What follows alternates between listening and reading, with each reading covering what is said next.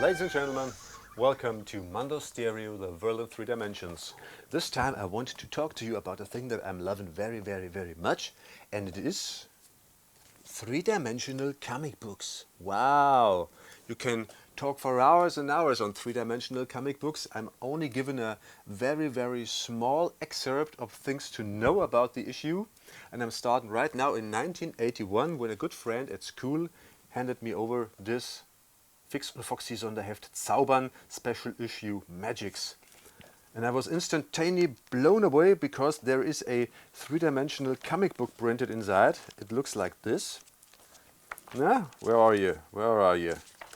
It is printed in anaglyph technique. Anaglyph is this red and cyan or red and green technique that you are using right now if you're wearing these goggles and sitting in front of the YouTube interface. You have to wear these same glasses to view the 3D comics. And there's one page inside that I loved so much that I could watch for hours and hours when I was a child. This is this one, Diabolino. And I'm trying to extract one panel to show it to you in full size and full stereo. So extract. Yeah, now you're seeing the man, the shadow. The shadow is giving the man a coin. Can you see the magic? Yes, I think you can. And this is the reason why I'm loving these 3-dimensional comic books that much. So later on I stumbled over some other comic books in the early 90s in Munich in a comic book shop. I found comic books issued by the 3D Zone. Cracked or Bizarre 3D or Space Hawk in 3D or even Aragonus in 3D. And I was thinking to myself, wow, this is great, I want to know more about it. And the years went on and I learned a lot thanks to this book, Amazing 3D. And this book, Fantastic 3D. They both feature a history of 3D movies as well as a history of 3D comic books with a lot of images reprinted. Let's see if we find something here. Yes, a very good example. We got a tiger. Yes, a tiger. And this is a tiger from a 1950s comic book because 3D comics are on the market since 1953 when this issue appeared. Mighty Mouse, 3-dimensional comics, every page in full 3 dimensions. This is an original comic book from 1953. Still got the glasses inside. It's the edition for Great Britain. There was also an edition for America, United States of America, and Germany as well. And this is the British edition. And I'm trying to extract a panel for you. Extract. And now you can see how this thing works.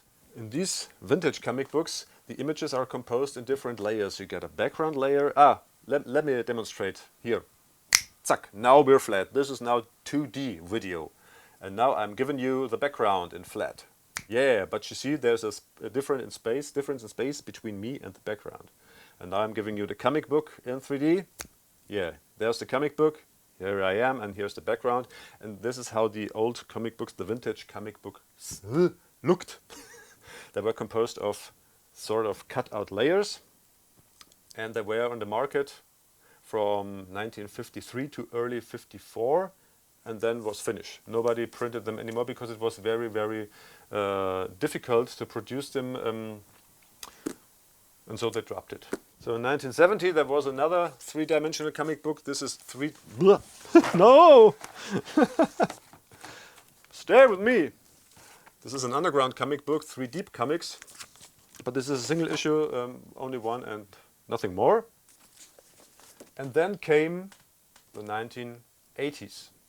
And with the 1980s, there was the 3D Zone. 3D Zone published a lot of comic books.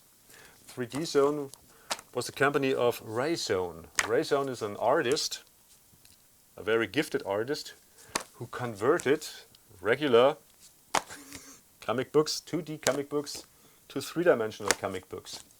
Oh my goodness, how many do I have? And how did he do it? He applied pixel shifting. And you can read it on his website. The website is offline because, sadly, Mr. Zone died in 2012. But if you're going to the archive.org's Wayback Machine, you can still read his website, and there's a lot of information of how he converted two-dimensional comics into three-dimensional, and I'm giving you now a very, very good example of what he did. Now just look at this three-dimensional comic book, and look at this first panel. I'm gonna enlarge it, enlarge, enlarge, enlarge. Now, isn't that a real feast for the eye? Mr. Sohn was just such a master of 2D to 3D conversion. He also was involved in 3D filmmaking. He made a lot of books. Please Google his name and see what books he had published. Piranha Star, Flash Garden, 3D Presidents, Jet 3D, all comic books from the 3D zone. He converted Basil Wolverton and Wallace Wood, and he also had a issue about information about stereoscopy. Place it here, where you can learn really a lot. And this is, for a final issue, this is my favorite issue, converted by Mr. Sohn. Three-dimensional, destroy the loudest comic book in the universe. No redeeming social value, fabulous first and only issue. Parents beware, this comic book is exactly what you think it is. 32 pages of meaningless, overblown violence, mayhem and destruction, plus one naughty word. And I'm giving you a scan of a very, very good example of what Mr. Sohn did there. These are two superheroes battling each other in the streets of New York, and this is a very good panel. Enlarge, enlarge, enlarge. So reading 3D comic books is very much fun. I'm enjoying it all the time. Sometimes you need a lot of light to get the best effect. Don't read them in darkness or in twilight. And if you want to know more, you can check the internet or buy these books I mentioned, or check the site of Mr. Sohn, or become a member of the NSA, the National Stereoscopic Association, where a lot of devoted 3D fans are gathered, and they will present you loads of information about three-dimensional comic books. Yeah, it's really a very rewarding field of stereoscopy, and a very seldomly spoken of. Well, this was episode number 8 of Mondo Stereo, the world in 3 dimensions. This time about three-dimensional comic books. And hope to see you soon.